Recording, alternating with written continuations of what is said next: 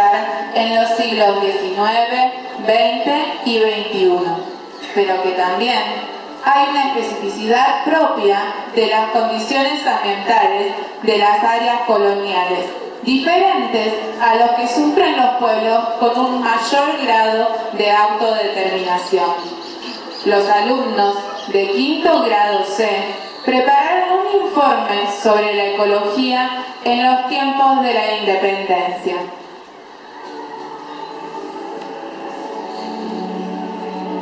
Buenos días, ahora con mis compañeras vamos a hablar sobre cómo era la ecología y los problemas ambientales en el año de la independencia.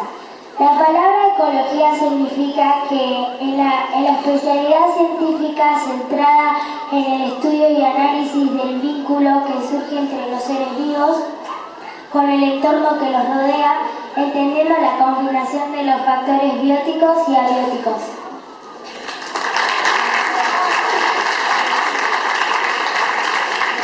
Los saladeros eran establecimientos que operaban en gran escala, basándose en el principio de la división del trabajo y con altísima eficiencia en los aspectos de carnicería. Utilizaban relevos para producir el cuero, que después se iban al agua de riachuelo. Lo mismo ocurría con la sangre, los desperdicios y el agua para hervirlos.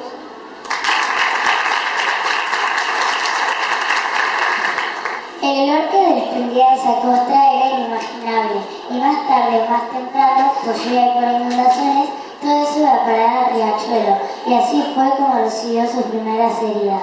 Mientras tanto, el olor se extendía por toda la ciudad, y así fue contaminándose cada vez más con sangre, materias orgánicas y desperdicios. Finalmente, esta contaminación de riachuelo provocó alguna relación con las autoridades. En 1822 aparece un decreto que aleja el centro de la ciudad de los depósitos de cuero y producciones de velas por los olores que emita.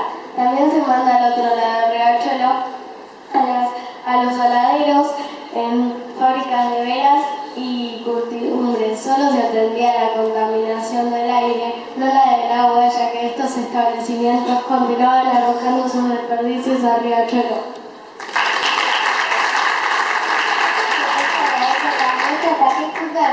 Los problemas ambientales de Buenos Aires son antiguos. En este momento se propone establecer restricciones al tránsito de carretas en la zona céntrica, construir desagües pluviales y obligar a que panaderías y molinos salgan de las ciudades, porque es un manantial de ratones que distribuyen y contaminan las casas y el bienestar de los vecinos. ¿Sabían que a partir del año 2000, después de la cumbre de Río en 1992, se comenzó a hablar del desarrollo sostenible? Es aquel desarrollo que satisface la necesidad sin comprometer los recursos a generaciones futuras. Sin embargo, en el Río de la Plata, el concepto comenzó a circular muchísimo antes.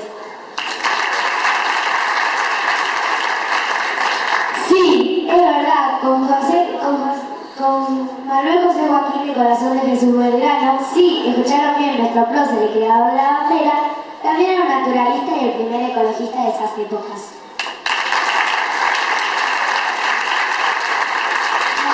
Manuel Belgrano efectuó algunos intentos para fomentar el uso nacional de los recursos naturales. Por eso creó el Consulado de Buenos Aires, fomentó el cultivo en la tierra de la Pampeana, promocionó la rotación de cultivos y el cuidado de los árboles, y propuso un sistema de aguas corrientes para la ciudad.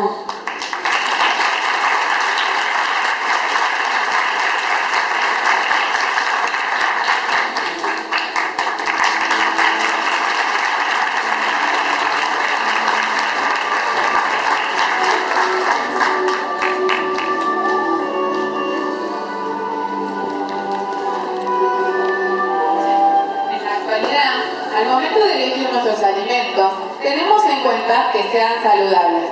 Consumimos aquellos que aporten todos los nutrientes y brindan la energía que necesitamos para estar sanos. También tenemos en cuenta los métodos de conservación antes de ingerir o comprar un alimento. En aquellos años, la población no contaba con dicha información, ni con los métodos actuales de conservación. Y con muchos de ellos tampoco contaban con los utensilios necesarios para cumplir con las normas básicas de higiene. Además, la diferencia de las clases sociales también se manifestaba en los hábitos alimenticios, costumbres, recetas e ingredientes utilizados para cocinar.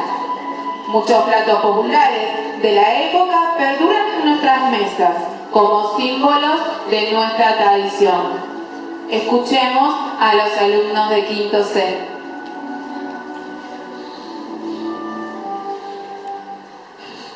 Los rioplatenses siempre fuimos de buen comer, incluso en la época de la independencia. Mientras los patriotas discutían la necesidad de establecer autoridades nacionales, la gente de las calles seguía su vida cotidiana.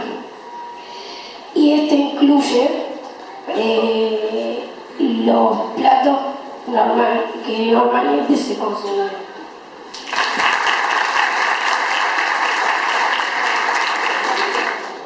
Las distintas clases sociales.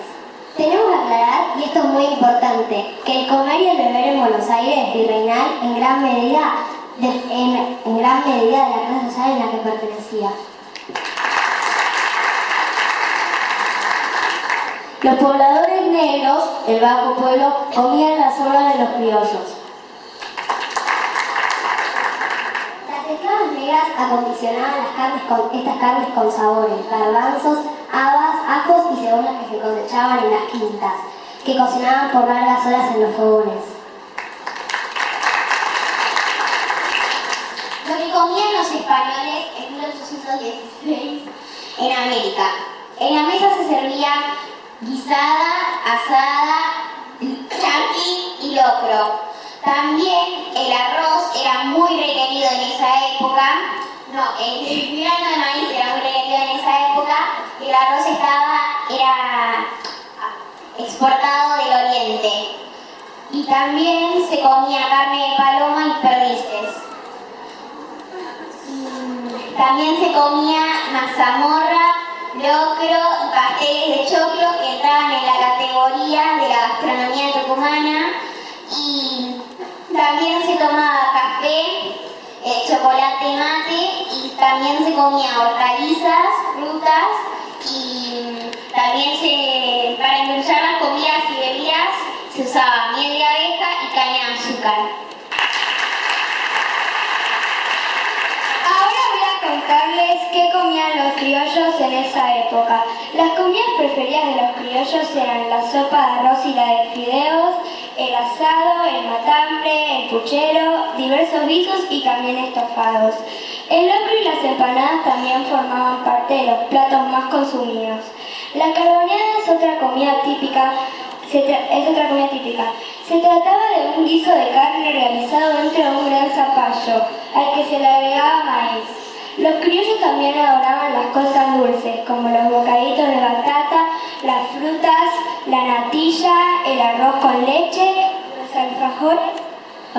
los alfajores, la famosa mazamorra que los vendedores solían hacer por las calles.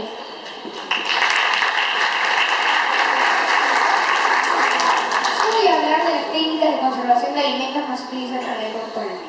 Una de esas técnicas de conservación era salar, técnica más utilizada por los colonos, puesto que la sal fue uno de los métodos más utilizados referente a la conservación.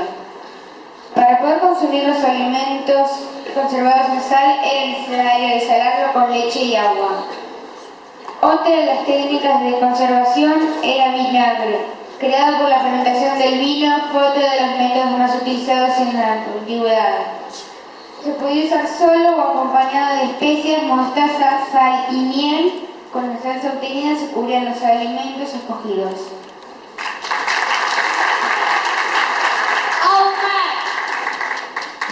Poner un contacto con el humo para carnes y pescado.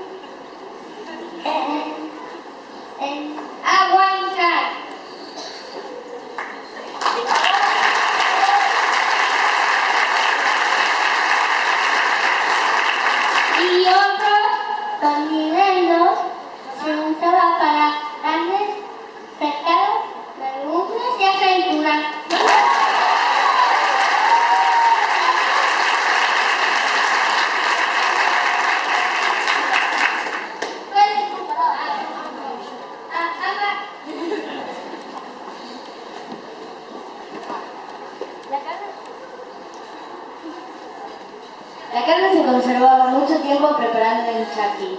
Consistía en cortar la carne en lonjas finas y dejarla secar al sol, colgados de sogas al aire libre, despidiendo un olor nauseabundo. Por eso los animales se carneaban y los cortes se consumían en el día. A lo sumo, algunos trozos les ponían abundantes cantidades de sal o condimentos para que se conserve un poco más de tiempo.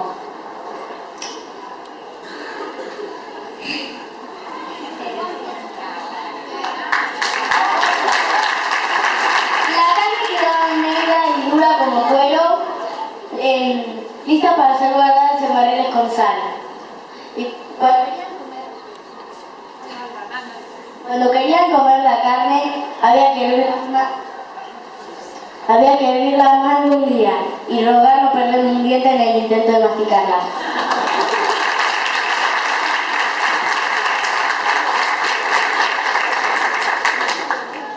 Solo las familias muy adineradas tenían un ambiente para la cocina. Allí trabajaban los esclavos en la preparación de los alimentos y comían. Los dueños de casa lo hacían en otra habitación que usaban como comedor. Las personas que vivían en esta época no comían todas de la misma manera.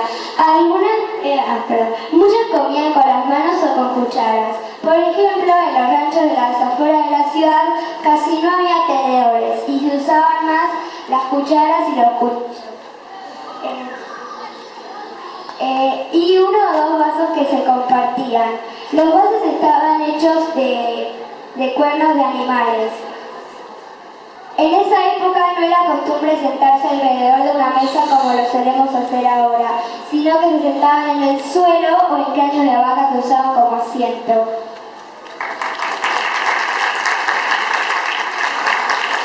Curiosidad. Los tres productos más costosos o difíciles de conseguir en la época colonial eran el azúcar, la sal y el agua. Los dos primeros se usaban para conservar los alimentos. El agua se conseguía mediante un pozo o un aljibe en las casas. Cuando la familia era económicamente solvente o podía pagar el aguatero que lo extraía del río. Caso contrario, debía ir a buscarla y luego hervirla para que se pueda consumirse.